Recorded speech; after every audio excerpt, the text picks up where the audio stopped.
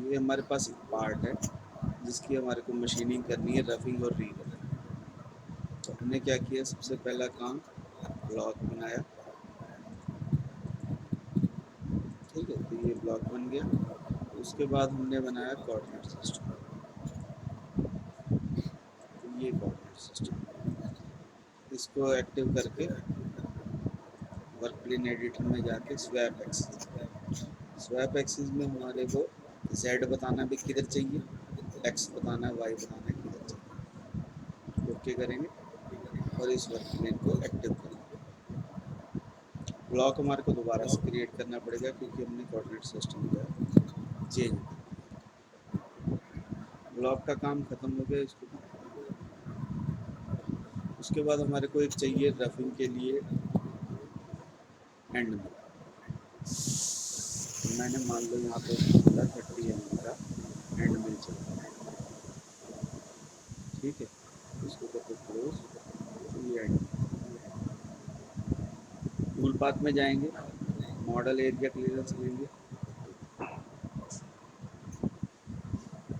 Model area clearance का काम क्या है कि मोटा मोटा मटेरियल इसको कटिंग करना।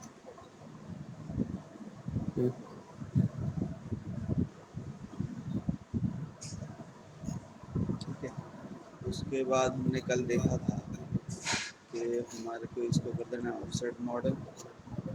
स्टॉक मुझे 1 mm छोड़ा है रफिंग, री रफिंग के लिए। स्टेप ओवर 5 mm का है। और कैलकुलेट दबाते हैं तो ये मोटा मोटा सारा मटेरियल जो है कटिंग करता है।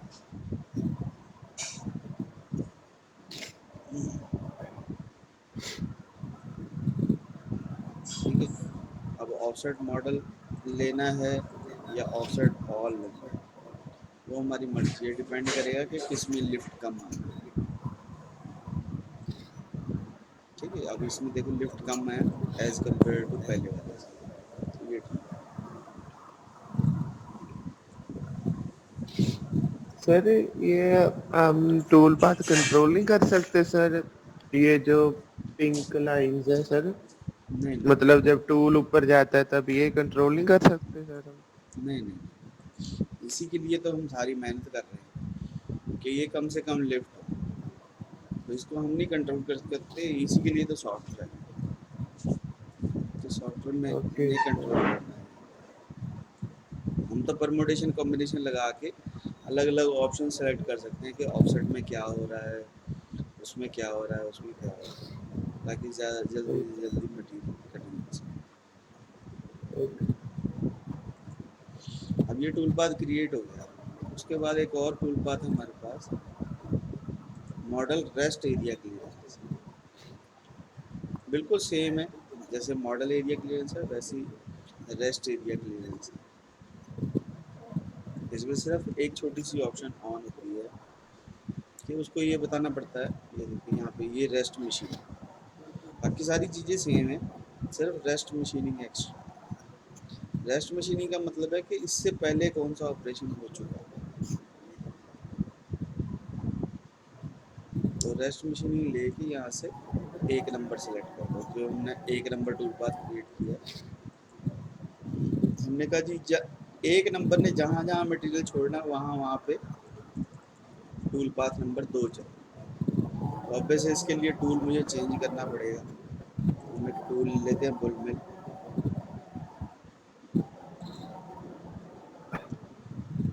और इसको कर देते छोटा, रेडियस दे देते हैं कॉर्नर में 0.8 होता है। ठीक है, 0.8 का रेडियस दे दिया, 12 mm का टूल दे दिया, 150 की लेंथ दे दी, कैलकुलेट। तो अब ये टूल वहीं वहीं जाएगा जहाँ जहाँ पहले वाले ने मटेरियल छोड़ा था, फालतू की जगह में नहीं।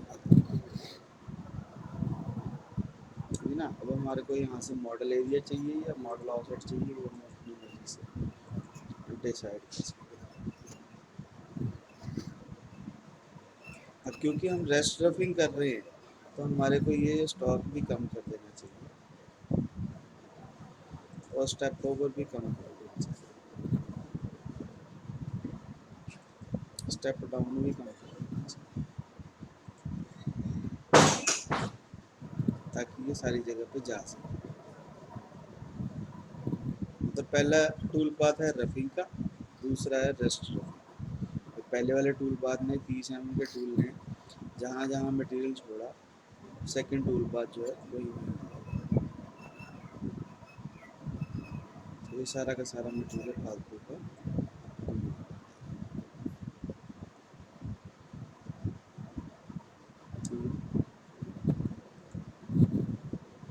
अभी हमारे को इसमें एक चीज़ और करनी चाहिए थी, अगर मैं इसको दोबारा से करके दिखाऊं। जब हमने पार्ट लिया,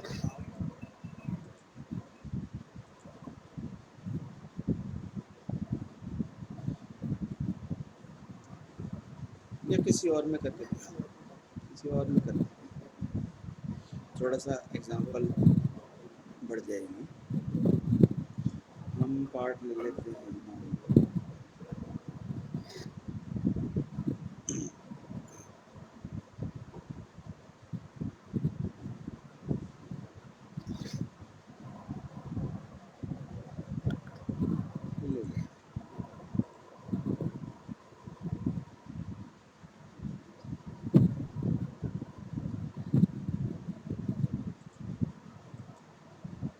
ठीक है, ये मेरा पार्ट है।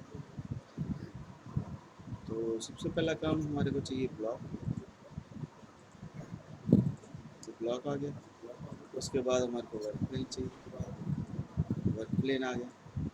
वर्क प्लेन को एक्टिव करना है, ब्लॉक दोबारा से कैलकुलेट करेंगे।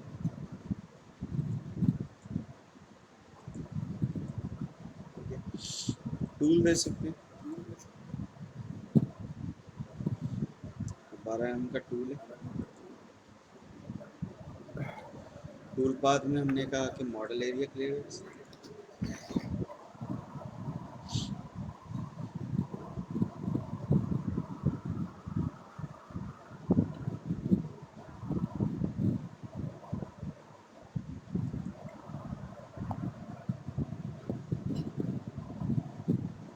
कैलकुलेट दबाया,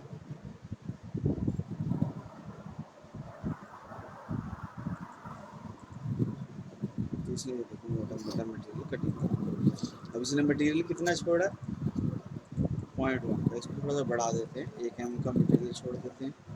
स्टेप ओवर, अब क्योंकि 12 mm का टूल है तो टूल के डाई का 40% तक हम रख सकते हैं, तो इसको कर देते हैं 5, स्टेप डाउन में कर देते हैं 5। इसी से टाइम कम होगा कि आपने स्टेप डाउन कितना दिया और स्टेप ओवर कितना दिया। स्टेप ओवर जो है वो टूल के डाई का 40% तक होगा। अब 12 mm के टूल को हम 1 mm वैसे कटिंग नहीं कर सकते, इसको 0.5 0.8 के करीब करनी पड़ेगी, नहीं तो टूल टूट जाएगा। कैलकुलेट दबाएंगे,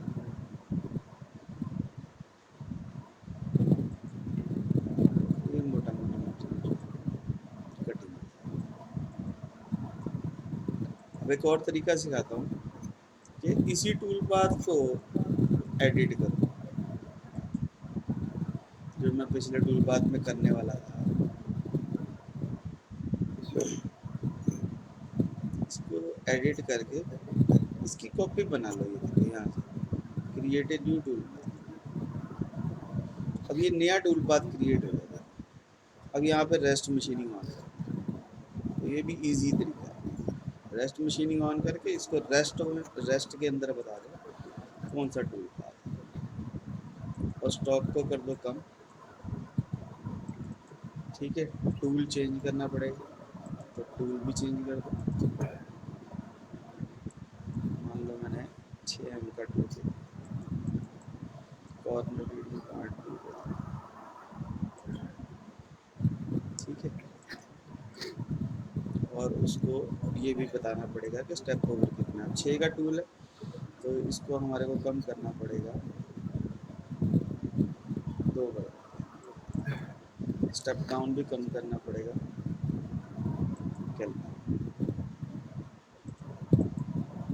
तो ये वहीं वहीं जाएगा जहाँ जहाँ पहले वाले ने मटेरियल छोड़ा। मतलब 2 चीज़ें की हमने, एक रफिंग की और एक रेस्ट रफिंग की। चाहे तो अलग से टूल पाथ ले लो, चाहे उसी की कॉपी बना के रेस्ट मशीनिंग ऑन कर लो, दोनों तरीके हैं।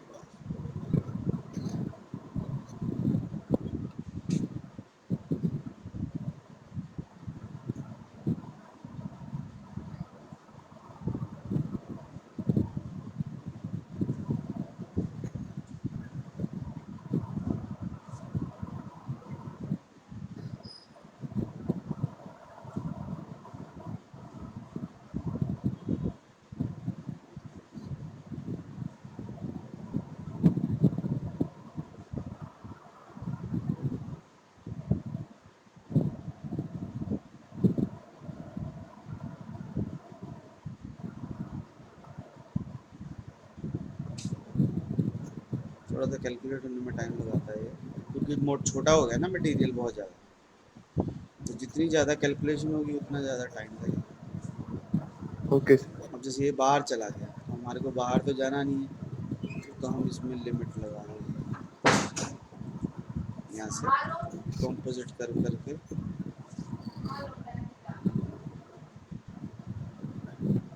और ये कलर सेलेक्ट।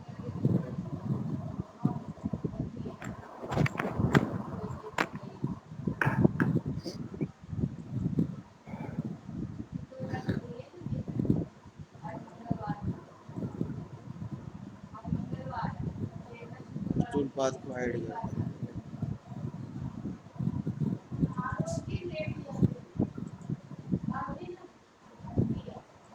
दोबारा से लेते हैं।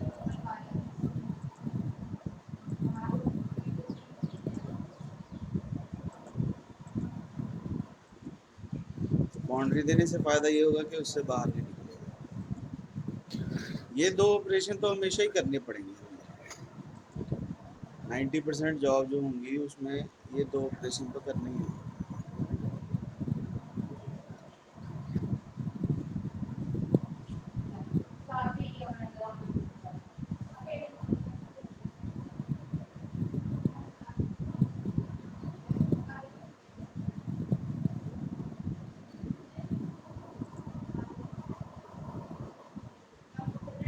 यहाँ से बल्ब ऑन करेंगे तभी दिखेगा। अब जैसे ये होल रह गए है ना, तो वो भी साथ में अगर हम बना लेते तो वो होलों में ना जाते।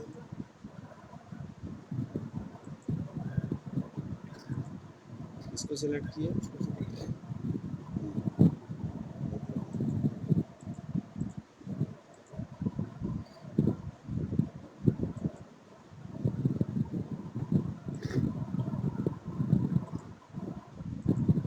ये बाउंड्री, उसके बाद इसको बंद करके इनको भी सिलेक्ट।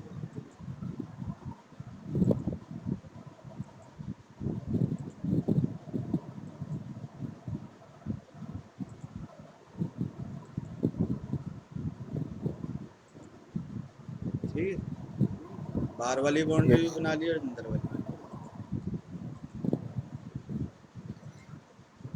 Okay. हम नहीं चाहते ये होलों में जाए, तो उतने एरिया को बंद कर सकते।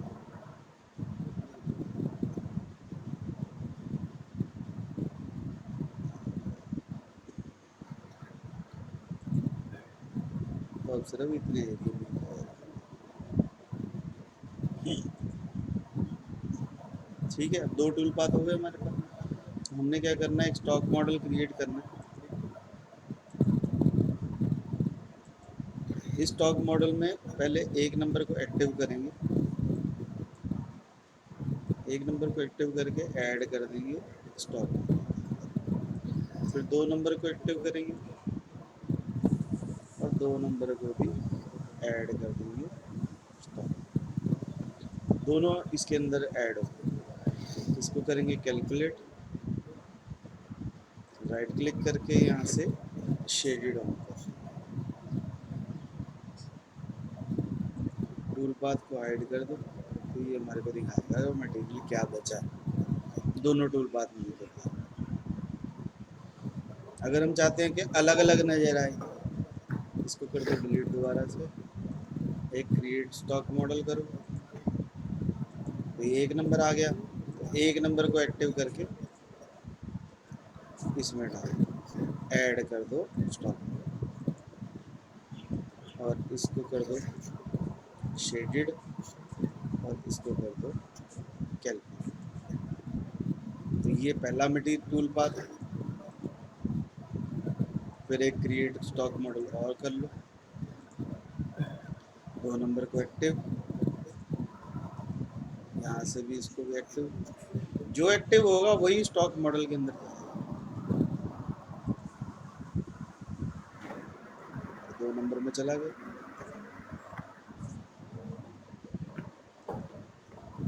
इसको शेडेड कर लो और कैलकुलेट। तो अब हमारे पास दो हो गए। रफिंग ने क्या छोड़ा, ये छोड़ा। फिनिशिंग ने, री रफिंग ने क्या छोड़ा, ये छोड़ा। तो हमारे को बार बार कैलकुलेट करने की जरूरत नहीं पड़ेगी, हम यहीं से देख सकते हैं।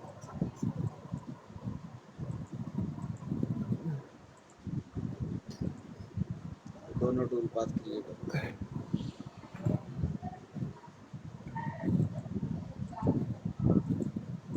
ठीक है, उसके बाद क्या करना है, उसके बाद एक नंबर को एक्टिव करना है और इसकी एनसी फाइल क्रिएट करनी है।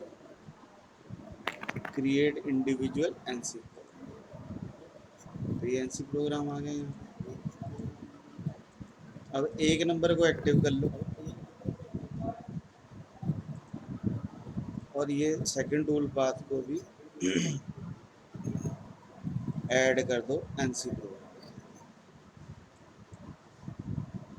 अब इसके अंदर दोनों टूल पाथ है, रफिंग वाला भी है और री रफिंग वाला। इसकी सेटिंग में जाएंगे तो हमारे को दोनों टूल पाथ मिलेंगे। यहाँ पे एक नंबर भी है, दूसरा भी है। इसका टूल नंबर दे दो 2, तो ये एक नंबर हो गया, ये 2 नंबर हो गया। उसके बाद इसको बताना कि हमारे पास मशीन कौन सी है। हमने कहा जी फानुक है, और इसको कर दो राइट। कहाँ जाएगा ये, डी में जाएगा।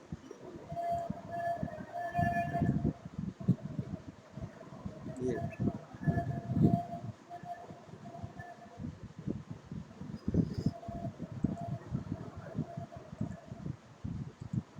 ठीक है, कोई प्रोसेस में जाओ, यहाँ से राइट क्लिक करके ओपन फाइल लोकेशन, जहाँ पे मॉडल पड़ा होता है वहीं जाता है। तो ये फाइल आ गई 1 ये, इसको ओपन विद नोटपैड। तब इसमें देखो दोनों टूल पाथ, एक नंबर टूल भी है, 2 नंबर टूल।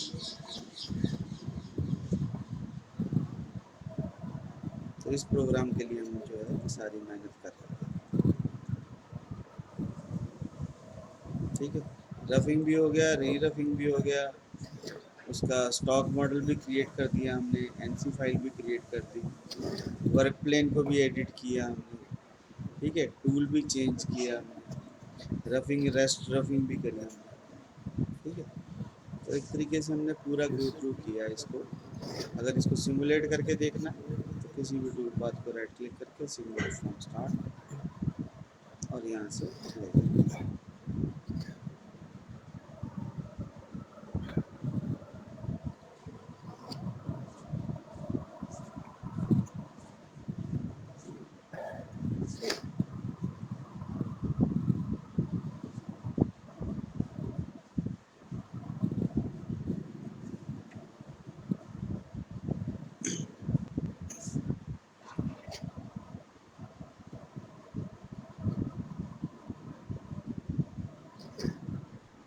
अगर इसको सॉलिड में वेरीफाई करके देखना तो इसको और कर लो।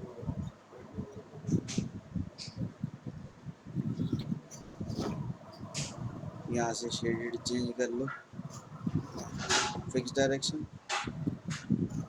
यहाँ से कर दो रेनबो। ये एक नंबर टूल पाथ है, गो टू पिगमी प्ले।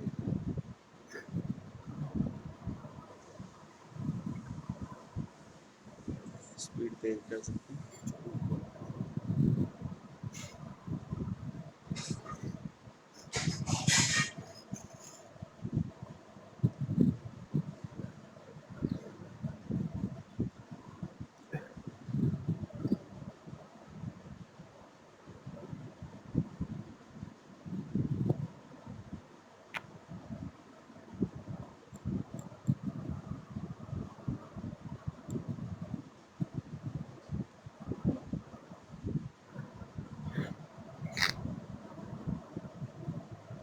ठीक है, ये 2 नंबर करेंगे,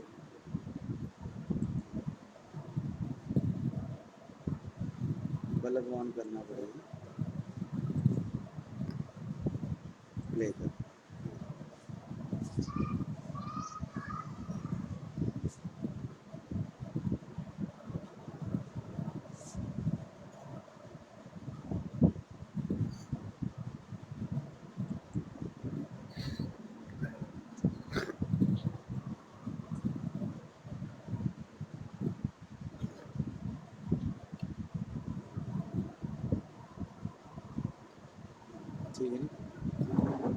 स्पीड तेज कर सकते हैं।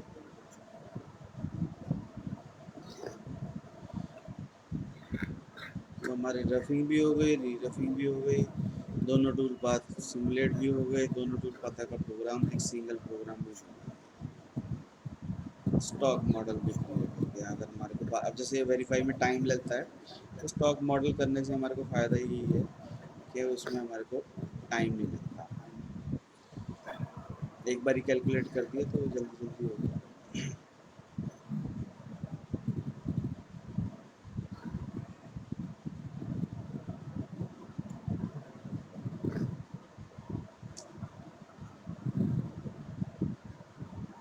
ठीक है, इसको कर दो एग्जिट, प्रोग्राम हमारा जनरेट हो गया।